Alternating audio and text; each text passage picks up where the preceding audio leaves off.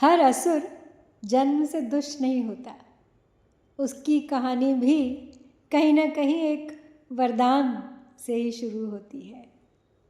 लेकिन क्या एक वरदान पूरे संसार के लिए संकट का कारण बन सकता है? तो आज हम प्रवेश कर रहे हैं शिव महापुराण की रुद्र संहिता पार्वती खंड के चतुर्दश अर्थात 14वें अध्याय में, जहाँ प्रारंभ होती है तारकासुर की उत्पत्ति की कथा। इस अध्याय में हम जानेंगे दितिपुत्र वज्रांग की तपस्या, उनकी अद्भुत शक्ति और वह वरदान जिसने आगे चलकर देवताओं के लिए एक महान संकट का रूप ले लिया, तारकासुर बनकर। शिव महापुराण की ये कथा हमें बताती है कि शक्ति जब विवेक से जुड़ी हो तो कल्याण करती है, और जब अहंकार से जुड़ जाए तो विनाश का कारण बन जाती है। तो चलिए इस अत्यंत रोचक और रहस्यमयी अध्याय का श्रवण करते हैं। नारद उवाच विष्णुशिष्य महाशैव सम्यगुक्तं त्वया विधे चरितं परमं हेतच्छिवायाश्च शिवस्य च कस्तारकासुरो ब्रह्मण्येन देवाः प्रपीडिताः कस्य पुत्रस्य वै ब्रूहि तत्कथां च शिवाश्रयां भस्मीचकार स कथं शङ्करश्च स्मरं वशी तदपि ब्रूहि सुप्रीत्याद्भुतं तच्चरितं विभोः कथं शिवा तपो अत्युग्रं चकार सुख हेतवे कथं प्राप पतिं शम्भुमादिशक्तिर्जगत्परा एतत् सर्वमशेषेण विशेषेण महाबुध ब्रूहि मे श्रद्धानाय स्वपुत्राय शिवात्मने। नारद जी बोले, हे विष्णु शिष्य, हे महाशैव, हे विधे, आपने ये शिवा और शिव जी के परम चरित्र का अच्छी तरह से वर्णन कर दिया। लेकिन हे ब्रह्मन, तारकासुर कौन था जिसने देवताओं को दुखित किया? वो किसका पुत्र था? शिवजी से संबंधित उस कथा को अब आप मुझसे कहिए। जितेंद्रिय शंकर ने किस प्रकार कामदेव को भस्म किया? भगवान शंकर के इस अद्भुत चरित्र का भी प्रसन्नतापूर्वक वर्णन कीजिए। जगत से परे आदिशक्ति पार्वती ने किस प्रकार अत्यंत कठोर तप किया? अपने सुख के लिए उन्होंने शंकर को किस प्रकार पति रूप में प्राप्त किया? हे महाज्ञानी, आप मुझ श्रद्धावान तथा शिव भक्त अपने पुत्र से ये संपूर्ण चरित्र विशेष रूप से कहिए। ब्रह्मोवाच पुत्रवर्य महाप्राज्ञ सुरर्षे शंसितव्रत वचम्यहं शंकरं स्मृत्वा सर्वं तच्चरितं शृणु प्रथमं तारकस्यैव भवं संशृणु नारद यद्धदार्थं महायत्नः कृतो देवैः शिवाश्रयैः मम पुत्रो मरीचिर्यः कश्यपस्तस्य चात्मजः त्रयोदशमितास्तस्य स्त्रियो दक्ष सुताशयाः दितिर्ज्येष्ठा च तत्स्त्रीः सुषुवे सा सुतद्वयं हिरण्यकशिपुर्ज्येष्ठो हिरण्याक्षो अनुजस्ततः तौ हतौ विष्णुना दैत्यो नृसिंहकोडरूपतः सुदुःखदौ ततो देवाः सुखमापुश्च निर्भया। ब्रह्मा जी बोले, हे पुत्रवर्य, हे महाप्राज्ञ, हे सुरर्षि, हे प्रशंसनीय व्रत वाले, मैं शंकर का स्मरण कर उनके संपूर्ण चरित्र का वर्णन करता हूँ अब आपसे, जैसा आपने कहा आप सुने। हे नारद, सबसे पहले आप तारकासुर की उत्पत्ति को सुने, जिसके वध के लिए देवताओं ने शिव का आश्रय लेकर बड़ा यत्न किया था। मेरे पुत्र जो मरीचि थे, उनके पुत्र कश्यप हुए। उनकी 13 स्त्रियां थीं जो दक्ष की कन्याएं थीं। उनकी सबसे बड़ी पत्नी दिति थी, जिनसे दैत्यों की उत्पत्ति हुई। उनके 2 पुत्र हुए, उनमें हिरण्यकशिपु ज्येष्ठ था और हिरण्याक्ष छोटा था। भगवान विष्णु ने नृसिंह तथा वराह रूप धारण कर अत्यंत दुख देने वाले उन दोनों का, यानी हिरण्यकशिपु और हिरण्याक्ष का वध किया। तत्पश्चात देवगण निर्भय और सुखी रहने लगे। लेकिन देवताओं का ये सुख अधिक दिनों तक नहीं चला। दितिश्च दुःखितासीत् सा कश्यपं शरणं गता, पुनः संसेव्य तं भक्त्या गर्भमाधत्त सुव्रता।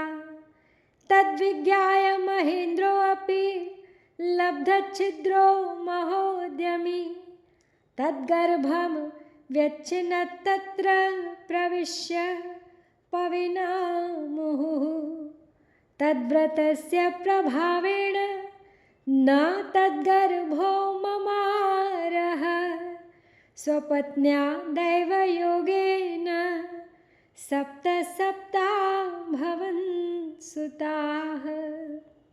देवासन् सुतास्ते च नामतो मरुतो अखिलाः, स्वर्गं ययुस्तदेन्द्रेण देवराजात्मसात् कृताः। पुनर्दितिः पतिं भेजे अनुतप्ता निजकल्मतः, चकार सुप्रसन्नं तं मुनिम परम सेवया। अब जब भगवान विष्णु ने दिति के दोनों पुत्रों का वध कर दिया तो अब माँ थी तो बहुत दुखी हुई और वो कश्यप की शरण में गई। उस पतिव्रता ने उनकी सेवा कर भक्तिपूर्वक पुनः गर्भ धारण किया। ये जानकर महान परिक्रमी देवराज इंद्र ने अवसर पाकर उसके गर्भ में प्रविष्ट होकर वज्र से उसके गर्भ के टुकड़े टुकड़े कर दिए, किंतु उसके व्रत के प्रभाव से उसका गर्भ मरा ही नहीं और दैव योग से सोती हुई उसके गर्भ से 49 पुत्र उत्पन्न हुए और वो सभी पुत्र फिर मरुत नाम के देवता हुए। 49 मरुत कहे जाते हैं ना, मरुत वायु को होते हैं 49 प्रकार की हवा जो चलती है। तो देवराज ने उन्हें अपना लिया। तब दिति अपने कर्म से अनुतप्त हो पुनः उनकी सेवा करने लगी और उसने महान सेवा से उन मुनि को प्रसन्न कर लिया फिर से। कश्यप उवाच तपः कुरु शुचिर्भूत्वा ब्रह्मणश्चायुतं समाह, चेत् भविष्यति तत्पूर्वं भविता ते सुतस्तदा। तथादित्या कृतं पूर्णं तत्तपः श्रद्धया मुने, ततः पत्युः प्राप्य गर्भं सुषुवे तादृशं सुतं।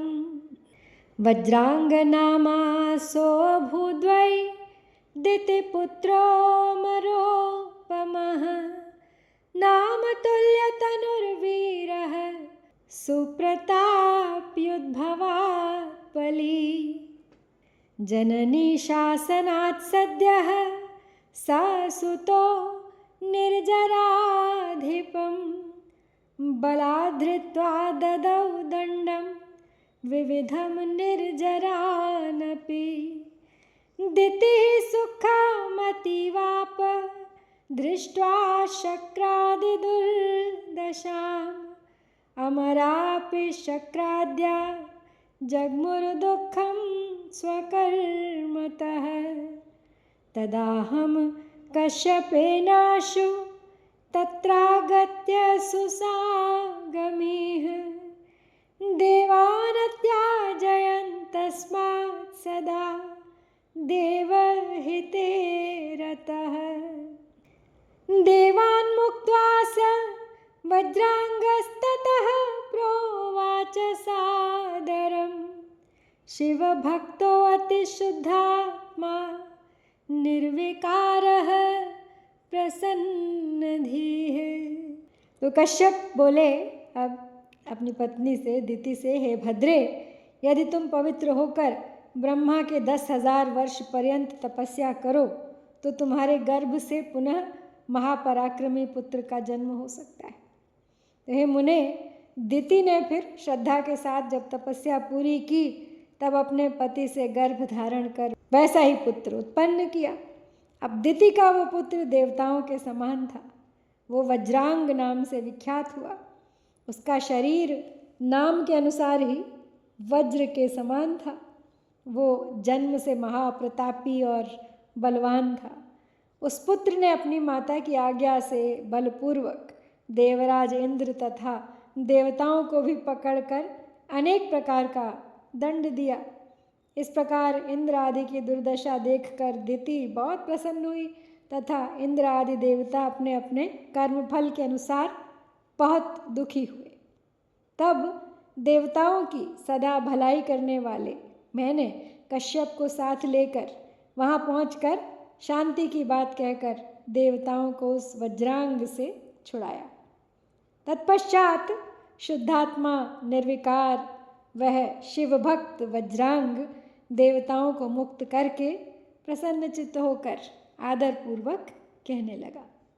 वज्रांग उवाच इंद्रो दुष्टः प्रजाघाती मातुर्मे स्वार्थ साधकः सफलं प्राप्तवानद्य स्वराज्यं हि करोतु सः मातुराज्ञावशाद् ब्रह्मन् कृतमेतन्मयाखिलं न मे भोगाभिलाषो वै कस्यचित् भुवनस्य हि तत्त्वसारं विधे ब्रूहि मह्यं वेदविदां वर येन स्याम सुखी नित्यं निर्विकारः प्रसन्नधीः।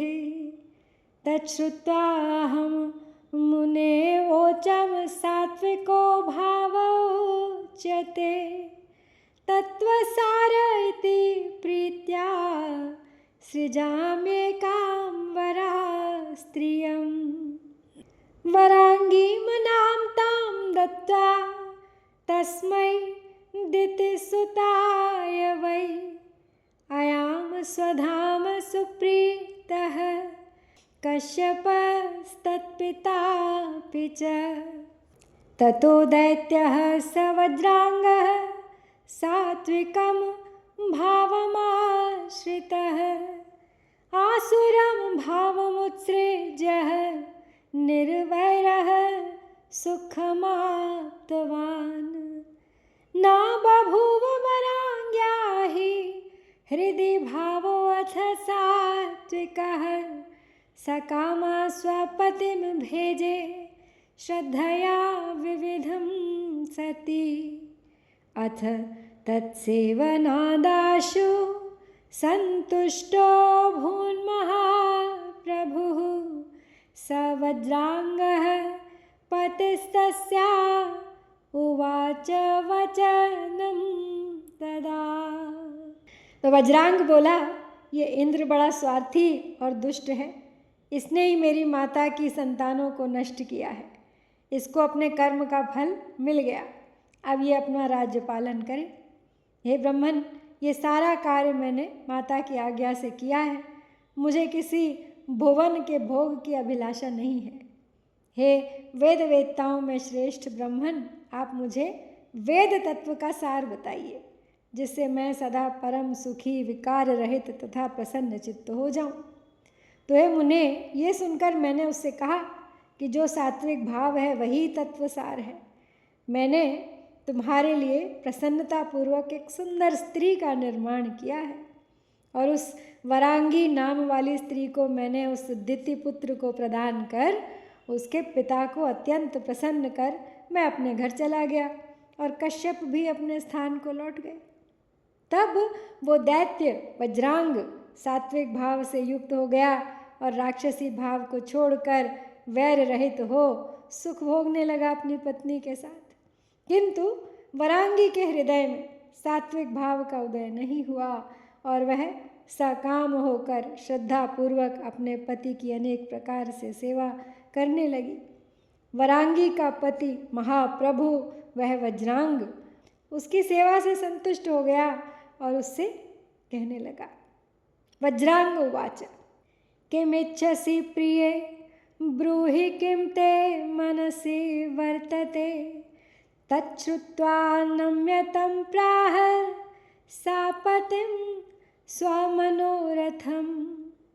वरांग उवाच चेत प्रसन्नो भवस्त्वं वै सुतं मे देहि सत्पते महाबलं त्रिलोकस्य जेतारं हरिदुःखदम्। ब्रह्मोवाच इति श्रुत्वा प्रिया वाक्यं विस्मितो भूत्साकुलः उवाच हृदि स ज्ञानी सात्विको वैरवर्जितः प्रियेच्छति विरोधं वै सुरैर्मे न हि रोचते किं कुर्याम हि क्व गच्छेयं कथं नश्येन्न मे पणः प्रिया मनोरथश्चैव पूर्णः स्यात् त्रिजगत् भवेत् क्लेशयुं नितरां भूयो देवाश्च मुनयस्तथा न पूर्णः स्यात् प्रिया कामस्तदा मे नरको भवेत् द्विधापि धर्महानिर्वै भवतीत्यानुशुश्रुवान्। तो अब वज्रांग बोला, हे प्रिय, तुम क्या चाहती हो? तुम्हारे मन में क्या विचार है, मुझे बताओ। तब उसने विनम्र होकर पति से अपने मनोरथ को कहा। वरांगी बोली, हे सतपते, यदि आप मुझसे प्रसन्न हैं तो मुझे एक ऐसा पुत्र दीजिए जो महाबली त्रिलोकी को जीतने वाला तथा इंद्र को दुख देने वाला हो। ब्रह्मा जी बोले, अपनी पत्नी का ये वचन सुन के वो व्याकुल और आश्चर्यचकित हो गया। वैर रहित, ज्ञानी और सात्विक प्रवृत्ति वाला वो वज्रांग अपने मन में सोचने लगा कि मेरी प्रिया देवताओं से विरोध करना चाहती है, परंतु मुझे तो ये अच्छा नहीं लगता। अब मैं क्या करूं, कहाँ जाऊं और ऐसा कौन सा उपाय करूं जिससे मेरी प्रतिज्ञा नष्ट न हो। यदि प्रिया का मनोरथ पूर्ण होता है तो तीनों लोक कष्ट में पड़ जाएंगे तथा देवता और मुनि भी दुखी हो जाएंगे, परंतु यदि प्रिया का मनोरथ पूर्ण नहीं हुआ तो मुझे नरक भोगना पड़ेगा।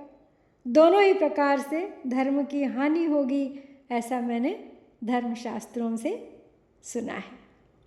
वज्रांग इत्थम बभ्राम सा मुने धर्म संकटे बलाबलं द्वयोस्तत्र विचिन्त च बोधितः शिवेच्छया स हि मुने वाक्यं मेने स्त्रियो बुधः तथा स्त्विति वचः प्राह प्रियां प्रति स दैत्यराट् तदर्थमकरोत् तीव्रं तपोऽन्यद्दुष्करं स तु मां समुद्दिश्य सुप्रीत्या बहुवर्षं जितेन्द्रियः वरं दातुमगां तस्मै दृष्ट्वाहं तत्तपो महत् वरं ब्रूहि ह्यवोचं तं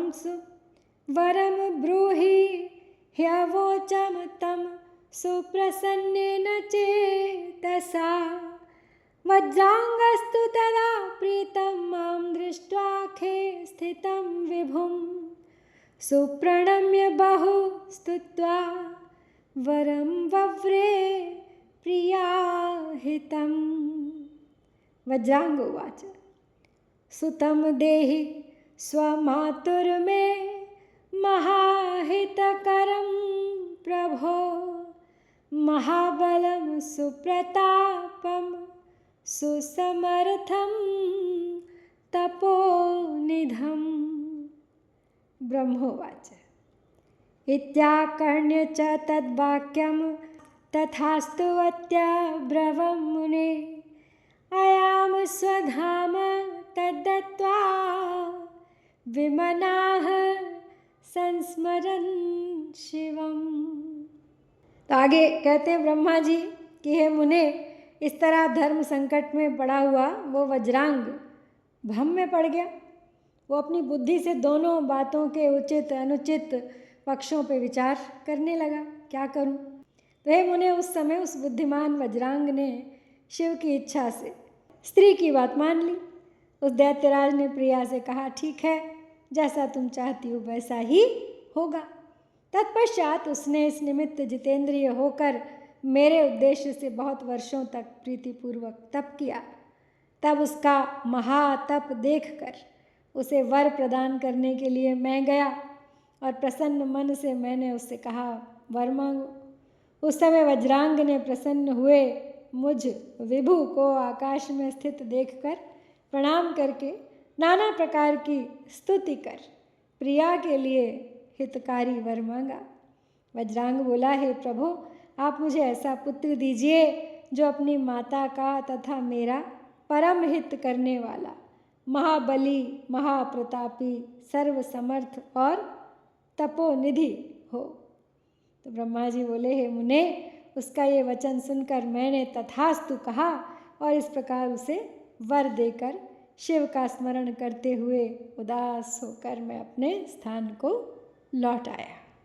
तो बस एक तपस्या, एक वरदान और एक निर्णय, यही आगे चल के देवताओं और असुरों के इतिहास की दिशा बदलने वाला है। तारकासुर की कथा अब आगे किस मोड़ पे पहुंचेगी, इसी जिज्ञासा के साथ अगले अध्याय में फिर मिलेंगे। हर हर महादेव।